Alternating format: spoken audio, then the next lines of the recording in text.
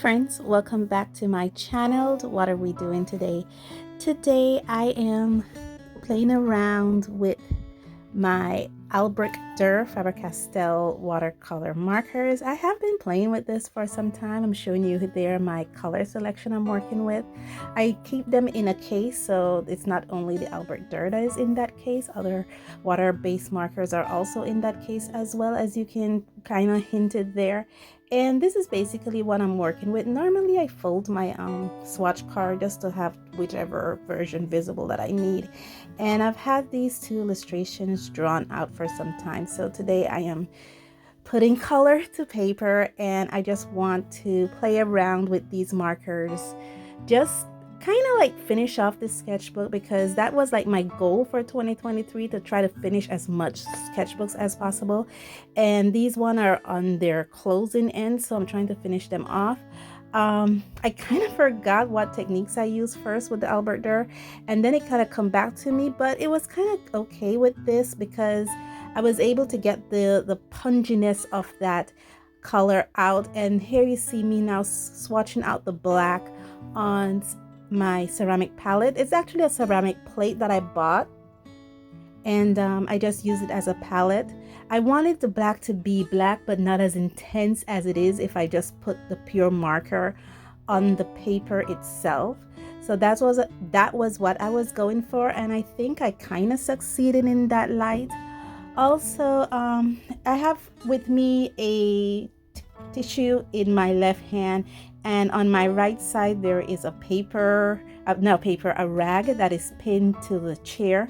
So I basically swatched off the excessive water on the rag, and if I have excessive moisture in my brush after I put on color, I would swatch that out on the tissue.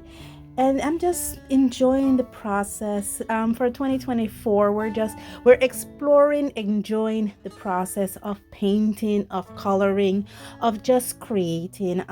We're no longer, I still be doing art reviews and product reviews, but not as much as I used to in 2023. Maybe once a month we'll do a product review, but for the most part, we're just playing around, getting familiar, loving the art supplies that I have already for 2024, as I discussed with you in my end of the year wrap up. And now I'm just painting the face. This is a yellow jacket B. What I did for an art challenge is I tried to draw an animal for every letter in the alphabet. And if this is yellow jacket, then I've already done from A to X, I think. Yes, so you'll be seeing those in part 2, the X and the W, what animals I draw. But for why I went with yellow jacket B, I'm not sure if I got the color, but I was looking at real life reference, and I think for the most part I kind of nailed it down, or at least my version of what I think the yellow jacket B should look like.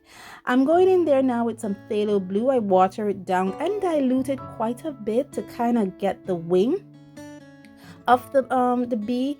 And after you see me apply the blue, you'll then see me put a hint of black in it to kind of darken that just a little bit, so that I could get the back wing, because I didn't want the back wing to look at the same color like the front wing. I really wanted to push that back a bit, so I'm experimenting. I could have used maybe a stronger blue or maybe a purple, but I wanted to go with the black because I just wanted to be a hint darker.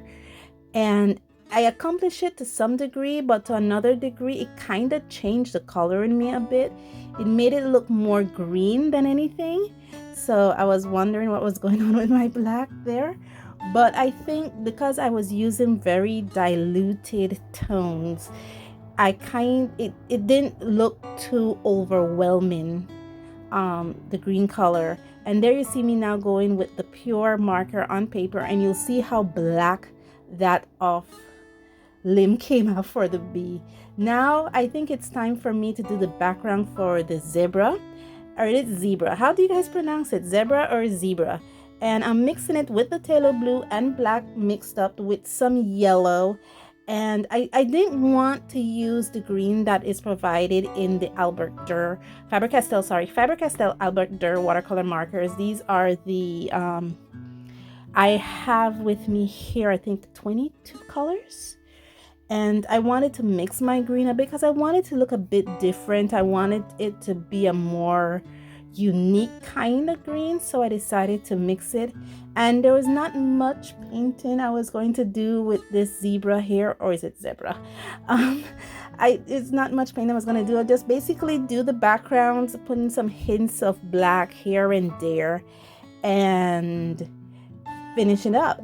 Just very carefully trying to, the brush I should say that I'm using are the local brushes that I bought here in the country of Belize. These are from Milan. I got them at my local art and stationery supply store. And honestly, guys, I really enjoy using these brush. This one that I'm particularly using right now is the Milan 711. This is high quality watercolor brush, and guys, I love it. That leg for that zebra still bothers me. I think I might need to do a redraw with that because it's bothering me. I'm cleaning up my palette here with tissue, and this is one of the reasons why I love using the ceramic plate, because I can easily clean up. And now I'm doing the background for the Yellow Jacket bee. I am actually using the ultramarine, and I'm diluting that just a tad, just so that I could get the background down, because I don't want the two backgrounds to kind of look like the same thing. I wanted them to kind of stand out. And I think by now, you know, I do it by two picture at a time, so that while working on one picture, I could give the other picture time to dry. And that's the reason why I'm working this way. I should do a video on how my new style of drawing has been coming, because I even changed the way I initiate my drawing now. Using more dimensions, using more rules of composition to draw. So I should bring out a video, especially within 2024, because we're doing more exploration. We're not doing as much product review as we did in 2023. Like I said, I think I am okay. And for the next 2 years, we can just basically love using the products that we have. And here again, going in with pure black, I'm not doing much painting with this zebra here. I'm just basically, you know, putting a few colors here and there, just basically doing soft strokes on for the top of the zebra. And then I did a line down, and I kind of wanted to water that line down. I'm learning with these watercolor markers, you have to work really fast if you really want that watercolor effect after you have placed the marker onto paper. And now we're going into part 2 of this line. And guys, I will see you in the next one. It'll be the same video, so I'll see you guys in part 2.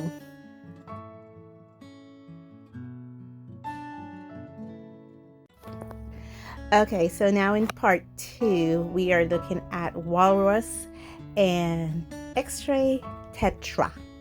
That's a fish. I like to say that for the interesting animals that I have found for the different letters in the alphabet, that I did a bit of research about them, talk about their habitat and where they live and the food they eat and what interesting facts I found out about them. But guys, honestly, I did not do that at all. I was just in awe of doodling actually, these beautiful, amazing animals, finding a new art style in all it. And I did, and because I was doing 26 different drawings, in some cases per day, it allowed me to kind of perfect my cartoony art style very good, amazingly. And I find that my art style is even more, what I want to say is developing and even more fine-tuning itself. To some cases, when I look at the way I drew in 2020, sorry, it looks completely different than how I'm drawing now. And I thought in 2020 I found my art style. And I'm just right now painting the walrus. I had to do a bit of For the walrus, I did do a bit of research because I've always thought for them to be a subtropical animal, but they're not. They're they're an animal that lives mostly in the northern hemisphere, and they like ice. All the habitat I've seen of them for the pictures, they have been on ice. For this X-ray tetra, I think it's a shallow fish. The body is completely transparent, and the hallmark is the fins, which have a yellow tint. That's how you can see them, but they're yellow tint on the fins, and I try to put that in there. What I did is when it came for them to be translucent across the little weed that is in this little seaweed, or the little tree plant that I have there, I tried to dull in the color a bit so it shows the translucency, or the transparency, I should say, of the fish. And those are some of the things that I am enjoying doing in this time. Like I said, 2024, 2025, for the next 2 years is my time of exploring, is my time of discovering, is truly my time of really going in there and using all the art supplies that I have.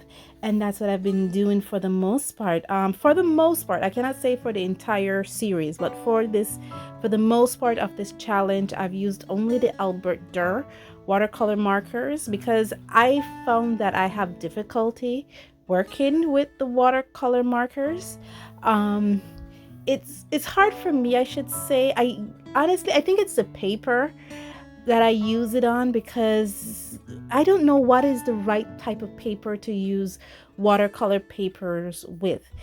Guys, if you're out there and you know, please help me out. I don't know. I have been trying different types of papers, and I find myself at the same stage that it's the absorbency. When I put the marker onto paper, it absorbs so quickly that it only gives me, in some cases, 5 seconds to work with the markers, so I could pull color out from it. In some cases, no seconds at all, because the paper is that absorbent that it just absorbs the marks that easily.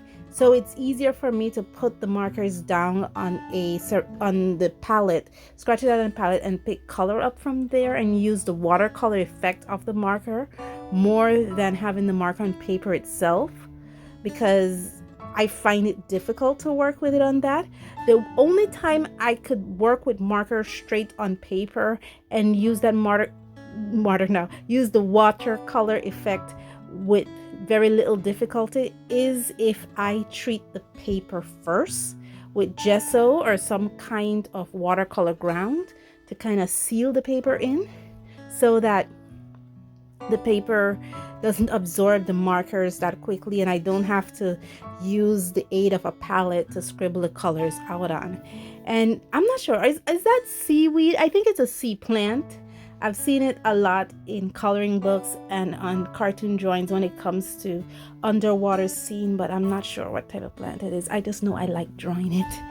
And you see me here scribbling some more. I'm actually mixing the phthalo green with the phthalo blue to kind of darken the green a bit, so that I could show that other sea plant and kind of push it a bit to the back. I've learned that using a cool color helps in pushing objects farther to the back, and the more blue the color is, the farther away from the viewer the object can appear to be. So I'm trying that effect out a bit, and I'm trying to get this take, sorry guys if you see the breaks and all that, in one take. I don't want to break up my thoughts and everything, so I'm trying to be very mindful and keep it on one go, especially this voiceover. Let me know in the comments below if you like this new style of videotaping, where I filmed and do a voiceover effect rather than just have the music played and then doing a recap.